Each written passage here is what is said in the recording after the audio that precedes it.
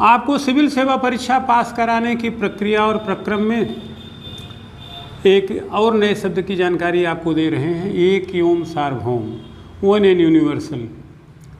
यह गुरुदेव रविन्द्रनाथ टैगोर जी के विचार हैं जो आपके एथिक्स में भी हैं, 4th पेपर और 1st पेपर में भी।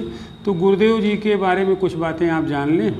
वो अंतर्राष्ट्रीय मानवतावादी थे, राष्ट्रवाद के प्रखर समर्थक थे, हिंदी को जन जन की भाषा मानते थे। वो कहते थे enchanting land of world mind, Bharat को विश्व मोहिनी वाला देश मानते थे। तो इस प्रकार अंतर्राष्ट्रीय मानववाद, आध्यात्मिक मानववाद, आध्यात्मिक सहचर्य, ये टॉपिक अलग अलग से डिस्कशन का विषय भी हो सकती हैं, डिटेल मांगती हैं। तो ये सब टैगोर जी के विचार थे। एक परम सत्य और ज्ञान के जानकार कवि हैं टैगोर जी। गीतांजलि इनकी रचना है। टैगोर जी कहते थे कि जब धर्म नीति राज सत्ता व्यक्ति में मानवीय गुणों का विकास न कर सके तो उसका कोई मूल्य नहीं है। राष्ट्र तब फेल हो जाता है जब मनुष्य में मानवीय गुणों का विकास न कर पाए। सत्ता तब फेल हो जाती है, धर्म तब फेल हो जाती है।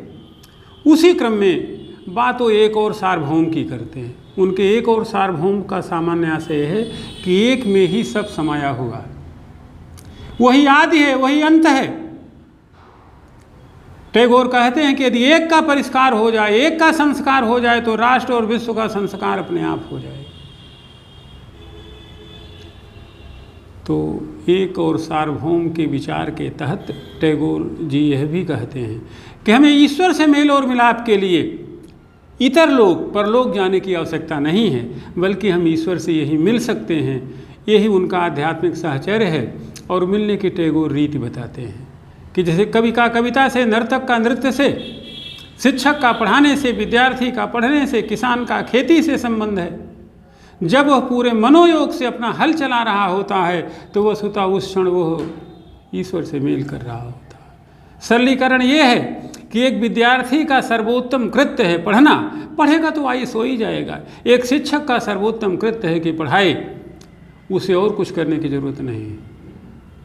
एक ज्ञानी, एक चरित्रवान, एक प्रेरक शिक्षक पूरे निष्ठा के साथ जब अपने विद्यार्थियों को पढ़ा रहा होता है, वस्तुतः यही उसके ईश्वर से मिलने के दिन होते हैं। वही बात विद्यार्थियों में लागू होती है। काक चेष्टा बको ध्यानम स्वान निद्रा तथैवचा, अल्पाहारी गृह त्यागी विद्यार्थी च पंच लक्षणम। अपने इन 5 लक्षणों से युक्त होकर जो विद्यार्थी निरंतर अध्यवसाय पढ़ने की प्रक्रिया में निरत रहेगा, उसका सिलेक्शन हो जाए। उसे जो है ईश्वर के पास मंदिर में, मस्जिद में, गुरुद्वारे में, गिरजाघर में जाने की जरूरत नहीं। केवल वो पढ़ाई करने से ईश्वर से उसका मूल्य हो जाता है।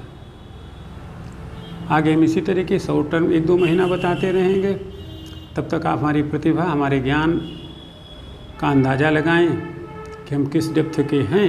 हम आईएएस आपको टॉप करा सकते हैं। और हमारे ऑनलाइन कार्यक्रम से आप जुड़ें जिसकी शुल्क न्यूनतम होगी।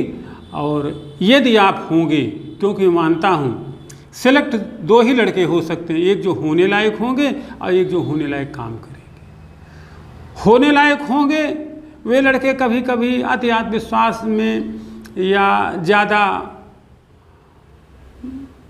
समझदारी के चक्कर में या समय को ठीक से नहीं, क्योंकि होते तो तेज हैं, कभी कभी रास्ते से भटक जाते हैं। और जो लड़के होने लायक काम करते हैं, कभी कभी कुछ ऑब्स्टेकल आती हैं कंसेप्ट की, फैक्ट की, तो हम बताएंगे। कुल मिला जुला के हम आपको आईएएस बना सकते हैं। इस नाते आगामी दिनों में आप हमारे साथ न्यूनतम शुल्क पर आईएएस की परीक्षा पास करने के लिए जुड़ सकते हैं। धन्यवाद, आनंद, शुभकामनाएं।